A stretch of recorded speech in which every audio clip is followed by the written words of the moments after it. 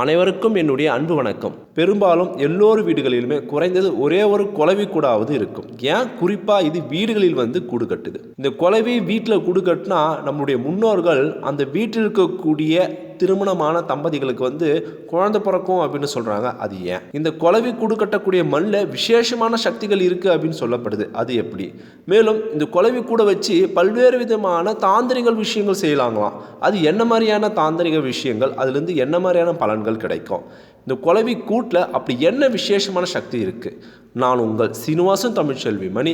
இந்த குளவி கூடு பற்றின பல்வேறு சுவாரஸ்யமான விஷயங்களை இந்த வீடியோவில் தெரிஞ்சுக்க போகிறோம். வீடியோவை ஸ்கிப் பண்ணாமல் பாருங்கள். இதுவரைக்கும் இந்த சேனல் நீங்கள் சப்ஸ்கிரைப் பண்ணாமல் இருந்தீங்கன்னா உடனே சப்ஸ்கிரைப் பண்ணுங்கள். மேலும் பக்கத்தில் ஒரு பெல் ஐக்கான் இருக்கும், அந்த பெல் ஐக்கானும் ப்ரெஸ் பண்ணுங்கள். நான் கொடுக்குற ஒவ்வொரு வீடியோவும் உங்களுக்கு உடனடியாக நோட்டிஃபிகேஷனாக வந்துடும். அறிவியல் ரீதியாக பூச்சினங்கள் ஒன்றை ஒன்று எப்படி தொடர்பு கொள்ளும் அப்படின்னா கெமிக்கல் வழியாக தொடர்பு கொள்ளும் அப்படின்னு சொல்கிறாங்க. அதாவது பெரமன் அப்படின்னு சொல்லக்கூடிய ஒரு வேதியியல் ரசாயனத்தை பெண் பூச்சிகள் சுரக்குமா. இந்த வாசனையை கொண்டு ஆண் பூச்சிகள் அந்த பெண் பூச்சியை தொடர்பு கொள்ளும் அப்படின்னு சொல்கிறாங்க. இந்த பெரமன் என்ற வேதியியல் சுரப்பி பார்த்தீங்கன்னா பெரும்பாலான பூச்சினங்களிலும் காணப்படுகிறது. இதே மாதிரி குளவிலும் ஒரு சுரப்பி சுரப்பதால் அந்த ஆண் குளவி பெண் குளவியை நோக்கி இனப்பெருக்கத்துக்காக வருது. கருவுற்ற தாய்மார்கள் பல்வேறு விதமான ஹார்மோன்கள் உடம்புல புதுசாக சுரக்கும் அப்படின்னு சொல்லப்படுது. அந்த நேரங்களில் குளவியை ஈர்க்கக்கூடிய வாசனை கொண்ட ஹார்மோன்கள் கருவுற்ற தாய்மார்கள் உடலை சுருப்பதாலும் அந்த குளவி கருவுற்ற பெண்களுக்கு உடைய வீட்டில் கூடு கட்டுது அப்படின்னு சொல்கிறாங்க. அதனால தான் நம்முடைய முன்னோர்கள் பொதுவாகவே குளவி ஒரு வீட்டில் கூடு கட்டுனா அந்த வீட்டில் குழந்தை பிறக்க போகுது அப்படின்னு சொல்லி வச்சுருப்பாங்க. இது சயின்டிஃபிக்காக சொல்லக்கூடிய ஒரு விஷயம். நம்மளுடைய முன்னோர்கள் குளவி கூடு கட்டினா இதுபோல குழந்தைகள் பிறக்க போகுது அப்படின்னு ஒரு குட்டி கதை சொல்லி வச்சுருப்பாங்க. குளவி விஷத்தன்மை வாய்ந்த ஒரு பூச்சி. இந்த பூச்சி நம்ம சாஸ்திரத்தில் வீட்டுக்குள்ளே கூடு கட்டுச்சு அப்படின்னா அது நல்லது அப்படின்னு சொல்கிறாங்க. குளவி கூட்டில் 2 வகை பிரிக்கிறாங்க. செம்மண்லேயும் கூடு கட்டும், இல்லைனா சாதாரண ஒரு மண்லேயும் கூடு கட்டும், அதாவது களிமண் அப்படின்னு சொல்கிறாங்க. குளவி ஒரு வேளை வீட்டில் கூடு கட்டிச்சு அப்படின்னா அந்த வீட்டில் தெய்வீக அருள், அந்த வீட்டில் லக்ஷ்மி கடாட்சம், அந்த வீட்டில் நல்ல விஷயங்கள் நடக்க போகுது அப்படின்னு பொதுவாக சொல்லுவாங்க. குளவி கூடு கட்டிச்சு அப்படின்னா அந்த வீட்டில் கல்யாணம் ஆன தம்பதிகள் இருக்காங்க அப்படின்னா அந்த வீட்டில் குழந்தை பாக்கியம் ஏற்பட போகுது அப்படின்னு சாஸ்திரத்தில் குறிப்பு இருக்குது. ஒருவேளை செம்மண்ணில் கூடு கட்டிச்சு அப்படின்னா குளவியுடைய கூடு அந்த மண் சிவப்பு நிறத்தில் இருந்துச்சு அப்படின்னா அந்த வீட்டில் ஆண் குழந்தை பிறக்கிறதுக்கான வாய்ப்பு அதிகமாக இருக்குது அப்படின்னு சொல்லியிருக்காங்க. ஒருவேளை குளவியுடைய கூடு வேற ஒரு மண்ணில் செம்மண் தவிர சிவப்பு நிறம் தவிர வேற ஒரு கலரில் இருந்துச்சு அப்படின்னா அந்த வீட்டில் பெண் குழந்தை பிறப்பதற்கான வாய்ப்பு அதிகம் அப்படின்னு சாஸ்திரத்தில் சொல்லியிருக்காங்க. இது குளவின் கூட்டில் இருக்கக்கூடிய கலரை வச்சு சொல்லக்கூடிய ஒரு குறிப்பு.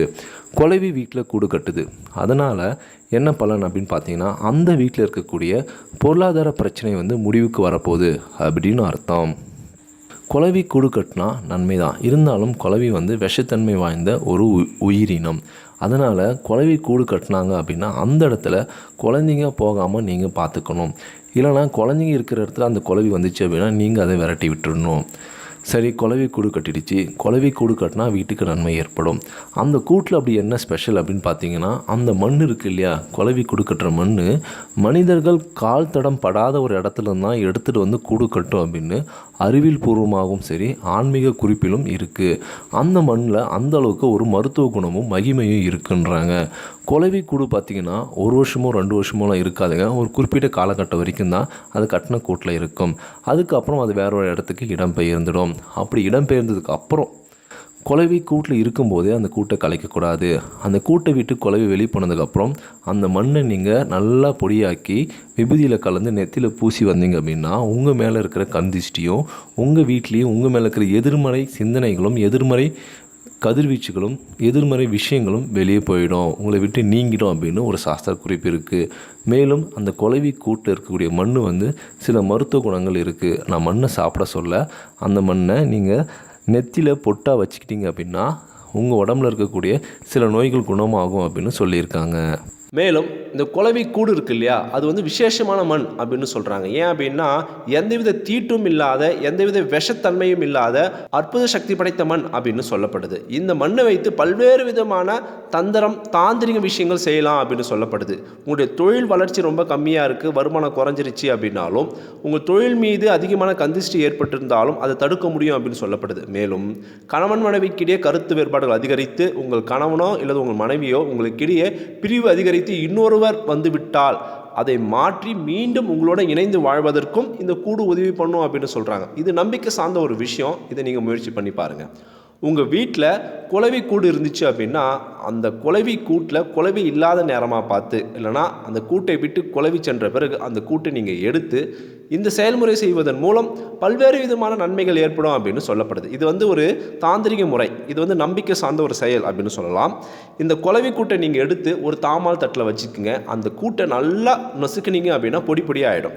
அதுக்கப்புறம் அந்த கூட்டில் இருக்கக்கூடிய மண் பொடியானது பிறகு அதில் ஜவ்வாது, புணுக்கு இதெல்லாம் போட்டு நல்லா மிக்ஸ் பண்ணுங்கள். அதுக்கப்புறம் கொஞ்சம் மிளகு போட்டு நல்லா மிக்ஸ் பண்ணுங்கள். இதுக்கப்புறம் ஒரு கலவையாக அது மாறிடும்.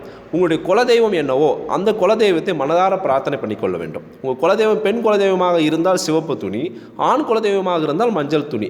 அந்த துணியில் இந்த கலவையை போட்டு நல்லா இறுக்கி கட்டிக்கிட்டு 2 முடிச்சு நீங்கள் உருவாக்கிக்குங்க. ஒரு முடிச்சு பூஜை ரூமில் வைங்க, இன்னொரு முடிச்சு நீங்கள் தொழில் செய்யக்கூடிய கல்லாப்பெட்டி அருகில் வைங்க. இந்த மாதிரி தொழில் செய்யும் இடங்களில் வைப்பதன் மூலம் உங்களுடைய தொழில் மென்மேலும் வளரும், உங்கள் தொழில் மேல் இருக்கக்கூடிய கந்திஷ்டி விலகும், நல்ல வருமானம் வரும் அப்படின்னு சொல்கிறாங்க. இது நீங்கள் ஒவ்வொரு முறையும் காலையில் நீங்கள் வழிபாடு செய்யும்போது உங்கள் தொழில் நல்லா வளரணும் அப்படின்னு சொல்லி மனதார சொல்லி முதல்ல குலதெய்வத்தை வழிபட்ட பிறகு இந்த முடிச்சுக்கு நீங்கள் வழிபாடு செய்யணும் அப்படின்னு சொல்கிறாங்க. இதே போல் உங்களுடைய உறவுகளுக்கிடையே ஏதாவது பிரச்சனை ஏற்பட்டிருக்கு, பிளவு ஏற்பட்டிருக்கு அப்படின்னா பூஜை அறையில் ஒரே ஒரு முடிச்சு வைத்து நீங்கள் யாருடன் சேரணுமோ, யார் உங்களிடம் நெருங்கி வரணுமோ அவங்கள நினைத்து நீங்கள் வழிபாடு செஞ்சீங்க அப்படின்னா உங்களுக்கிடையே இருக்கக்கூடிய அந்த பிரிவு, அந்த பிரச்சனை சரியாகி மீண்டும் நீங்கள் ஒன்று சேருவீங்க அப்படின்னு சொல்லப்படுது. ஒவ்வொரு வளர்பிறைக்கும் இந்த கூட்டை நீங்கள் பிரிச்சுட்டு மீண்டும் புதிதாக இந்த செயல்முறை செய்து நீங்கள் வழிபாடு செஞ்சுட்டு வந்தீங்க அப்படின்னா நல்ல ஒரு முன்னேற்றமும் நல்ல ஒரு வளர்ச்சியும் ஏற்படும் அப்படின்னு சொல்லப்படுது. இது நம்பிக்கை சார்ந்த ஒரு விஷயம். இது நீங்கள் மூட நம்பிக்கை அப்படின்னு நினச்சிங்கன்னா இதை நீங்கள் செய்யணும் அவசியம் கிடையாது. நான் சொன்ன தகவல் உங்களுக்கு மிகவும் பயனுள்ளதாக இருந்திருக்கும் அப்படின்னு நான் நினைக்கிறேன். இந்த வீடியோ பற்றி உங்களுடைய கருத்துக்கள் என்ன அப்படின்னு மறக்காம கமெண்ட் பாக்ஸில் கமெண்ட் பண்ணுங்க. இந்த வீடியோவை அனைவருக்கும் ஷேர் பண்ணுங்க. நம்மளுடைய டி தமிழ் டெக்னாலஜி சேனலை சப்ஸ்கிரைப் பண்ணுங்க, லைக் பண்ணுங்க. மீண்டும் அடுத்த ஒரு சுவாரஸ்யமான வீடியோ சந்திப்போம். தேங்க்யூ ஃபார் வாட்சிங்.